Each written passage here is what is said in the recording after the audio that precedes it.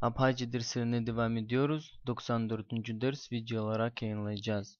Saras sadzom, ben gitmiyorum. Varav sadzom, sen gitmiyorsun erkek için. Barab sadzom, sen gitmiyorsun kadın için. Yarad sadzom, o gitmiyor erkek için. Larad sadzom, o gitmiyor kadın için. Yarat sadzom, o gitmiyor. Harah sadzom, biz gitmiyoruz. Şaraş sadzom, siz gitmiyorsunuz. Darat sadzom, onlar gitmiyorlar.